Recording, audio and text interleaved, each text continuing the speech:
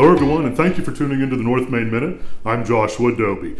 A very pertinent question, and I guess it's always pertinent, but certainly it has come more to the forefront here over the last couple of months. Has to do with where we are as an economy, not only here in the U.S., but around the world, and the changes that have occurred inside of our economy, some of which we haven't seen for a couple of decades even more. I'm going to bring up a couple of ideas. You hear me talk about this a lot, but because for many of you, you may not have experienced this in your professional lives before, it may be a, quote, new idea to you. Not new to us who have thinning and gray hair on top of our heads, but for many of you it may be. So when we're looking at where the economy is right now, and I'm going to speak most especially to the domestic aspect of things, although many of these points are applicable in an international way as well, has to do with the idea of a rising interest rate and rising inflationary environment. You may have heard any number of times from any number of sources, if you're watching business news channels, reading the Wall Street Journal, or similar kinds of things, that the Federal Reserve Board, which is responsible for overnight lending rates to member banks,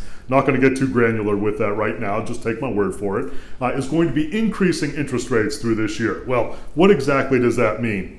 Dozens of details that need to go into a complete answer on that.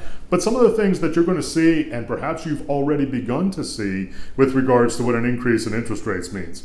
Higher mortgages, higher car loan rates, higher interest rates on variable lines of credit, or those things which have variable rates associated with them, increased rates on credit cards as well for balances which carry over. So you're going to see that in a lagging kind of way, and we haven't started to see this yet, but it's coming as far as when interest rates increase. You're also going to see an increase in the interest rates which are paid on money markets, on savings, on CDs, and some certain bond instruments as well. Haven't seen that yet. That tends to be a lagging kind of response from banks as we get into a higher interest rate environment. So not so great on one side in terms of a higher cost of capital or a higher or an increase in your loan cost for taking out a loan, but also possibly some benefit insofar as interest rates, savings, money markets are concerned. That's one aspect. Second aspect that you heard me say just a few moments ago has to do with inflation.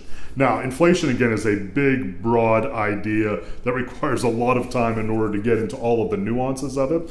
But very simply put, inflation means, generally speaking, that there are a larger number of dollars chasing around a relatively fixed or declining amount of goods and services.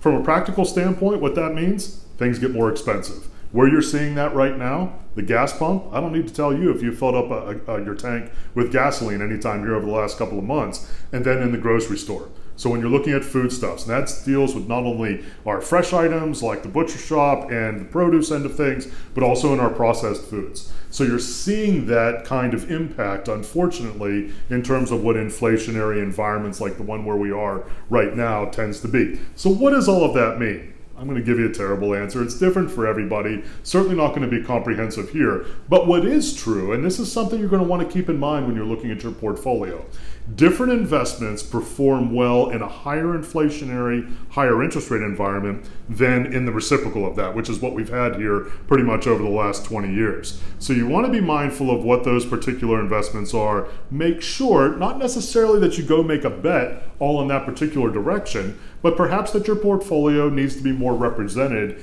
in those areas which tend to do well, again, in these kinds of environments. If you'd like to talk about what those kinds of environments and what kind of investments and sectors and industries and history all looks like relative to your portfolio, your financial plan, we're always happy to hear from you. NorthMainFinancial.com.